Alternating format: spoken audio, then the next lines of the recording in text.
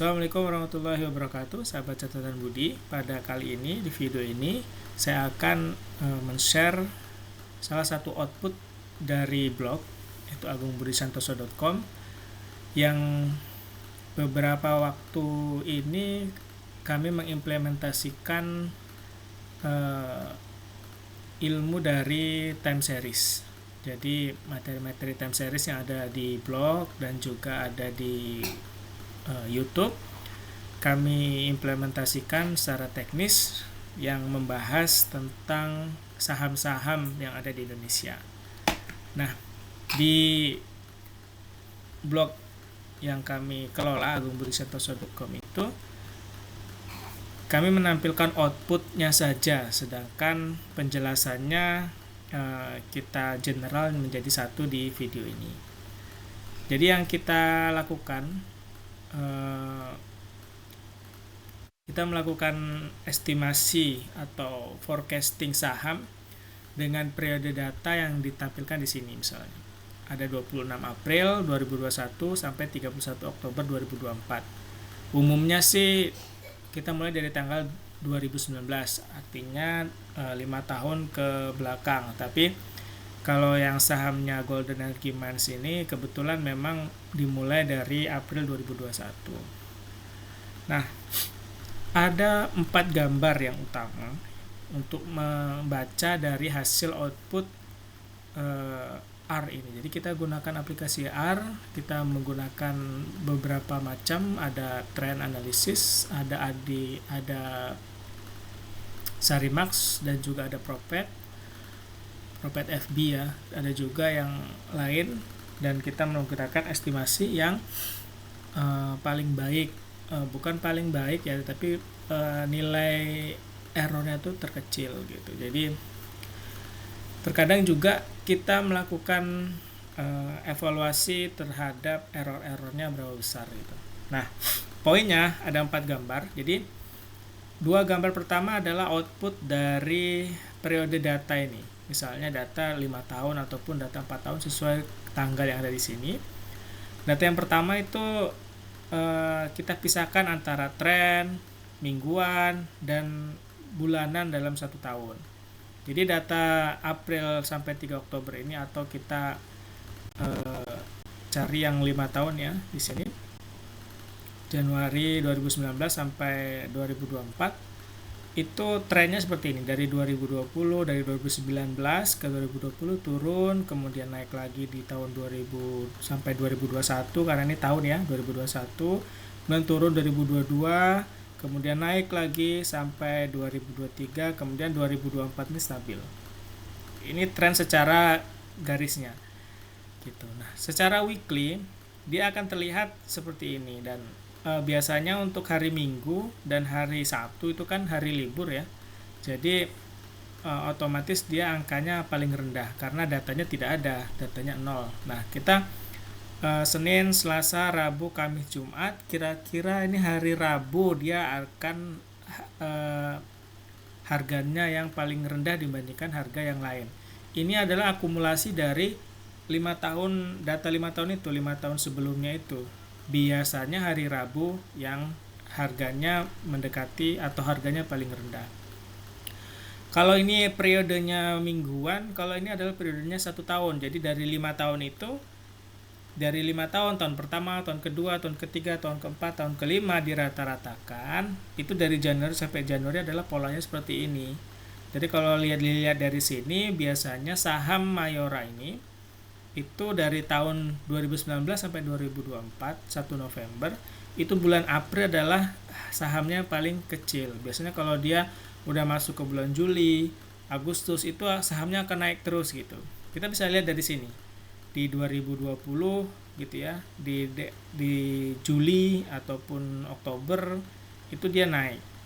Meskipun di 2022 dia turun gitu, tapi rata-rata secara overallnya dia mengalami kenaikan karena datanya 5 tahun, tidak hanya menghitung dari 1 tahun saja. Nah, sedangkan data yang di samping ini gambarnya kecil ya, tapi ini resolusinya cukup tinggi saya pakai. Kalau di HP juga tinggal di zoom itu masih tajam. Kalau di desktop kita tinggal perbesar saja, dia masih tajam juga. Ini. Nah, ini untuk gambar yang di samping kanan, ini adalah perpaduan atau gabungan antara tren weekly dan bulanannya ini atau tahunannya ini jadi satu gitu. Pergerakannya dilihat, kemudian ada garis, ini adalah garis tren gitu. Nah, yang arsiran ini adalah data batas atas dan batas akhir. Jadi kalau dari forecastnya ini ada batas atasnya, kemungkinan forecast itu tidak melebihi dari batas atas dan batas akhir gitu. Dan ini adalah forecastnya yang seperti yang ini, yang tidak ada garis, yang ada tidak ada titik-titik hitam tapi ada garis-garisnya, adalah forecast 30 hari ke depan ataupun 60 hari ke depan. Ini berbeda-beda tergantung nanti saya menyiapkannya seperti apa gitu.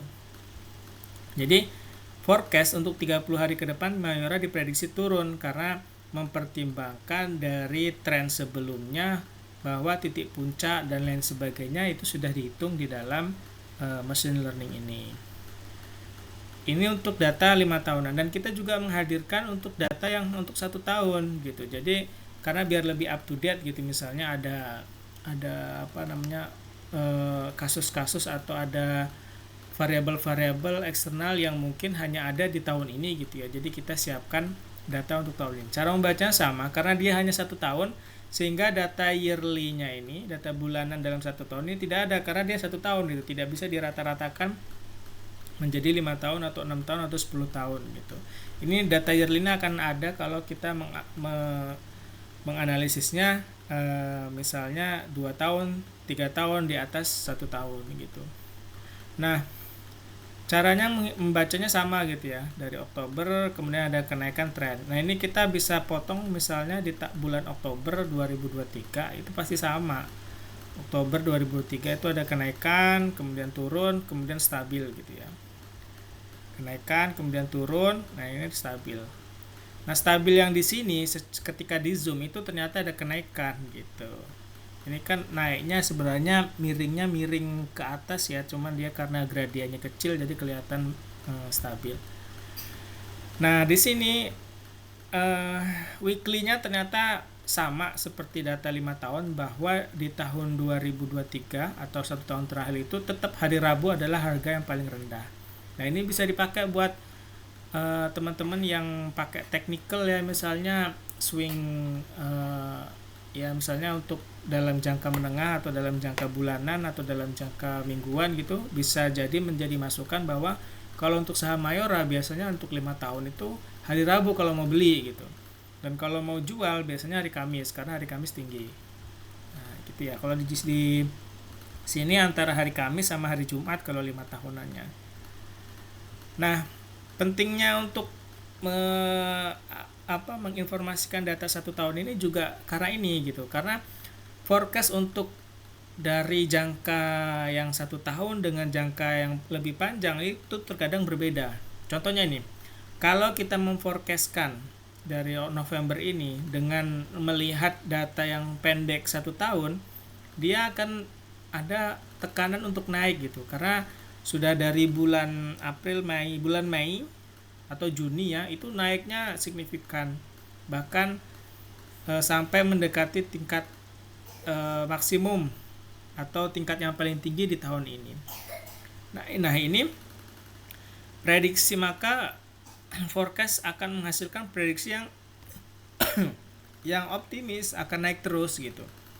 Itu kalau dilihat dari jangka pendek, tetapi kalau ngelihat dari jangka panjang, nah kita jangan salah bahwa di awal-awal 2023 itu sebenarnya ada penurunan. Nih 2022 kemudian ke 2023, awal 2003 itu sebenarnya ada penurunan, kemudian di tahun 2021 juga ada penurunan gitu. Karena kalau kita melihat lebih tinggi lagi atau lebih luas lagi periode waktunya, sebenarnya kalau dalam jangka panjang dia akan turun. Nah, ini implementasinya bagaimana bagi orang yang berinvestasi ke saham. Kalau Anda mau sahamnya untuk jangka pendek, mungkin bisa memprediksi bahwa saham ini akan naik gitu. Tetapi kalau Anda memperhitungkan saham ini dalam jangka panjang, misalnya Anda memiliki sahamnya sudah lama, sudah di tahun 2021, 2022, kemungkinan saham ini akan turun dibandingkan dengan saham-saham di tahun 2021, 2022, 2003 begitu. Nah, itu cara menjelaskan. Oh, di sini ada, saya lupa. Di sini ada detailnya ya, nggak cuma gambar yang kita sediakan. Jadi kita juga menyiapkan ininya, menyiapkan